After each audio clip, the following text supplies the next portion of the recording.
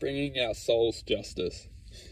So basically what we're going to do is we're actually going to analyze and reflect against our own potential and why our potential is being, you could almost say, reflected away from us, and what we can do about that to bring justice for our own soul.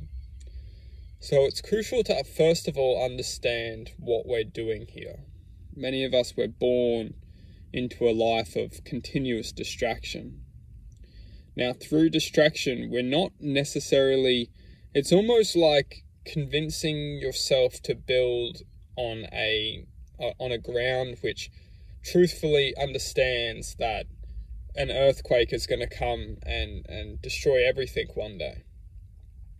And someone's essentially telling you to build, but the person who's telling you to build understands the destruction which will take place. Welcome to planet Earth, because realistically, most of us without an adequate level of love will be destroyed one way or another, because we're not taught the foundations of sustainability. The only way we actually learn this is by self-acknowledgement and self-respect. And a lot of people who can't learn very basic principles, self-acknowledgement, self-respect, end up crumbling at some stage of their lives. And they do this, and we do this with unstable families. We do this with unstable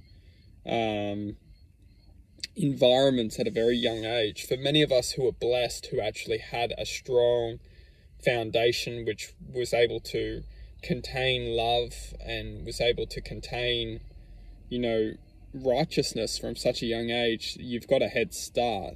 You're very blessed.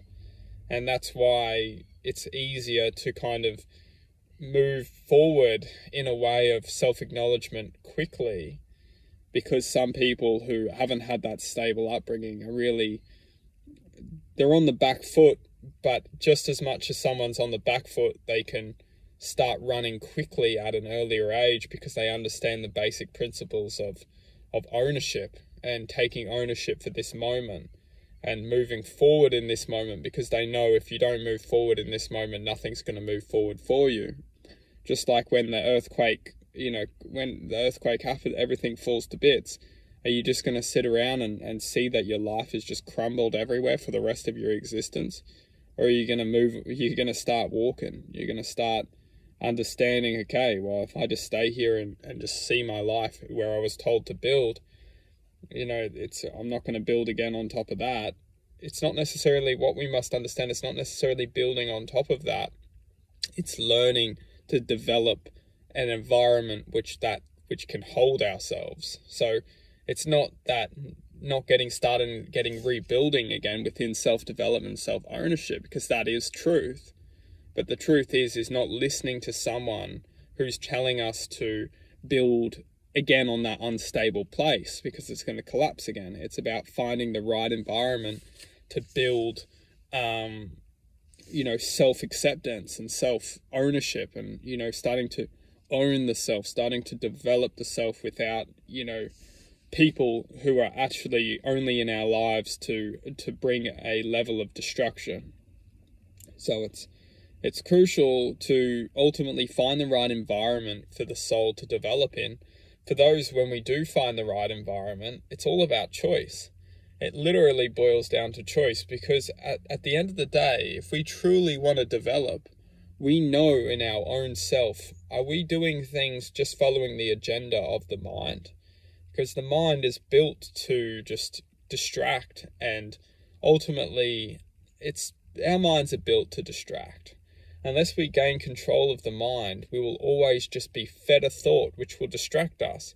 And we don't necessarily know better sometimes. We don't know better of what's truly good for us, or what's just the mind telling us what's good for us. And that comes back to, building that self-acceptance within the heart, because the heart will always grant the truth. And it's whether we listen to that or listen to our minds is the choice of our lives.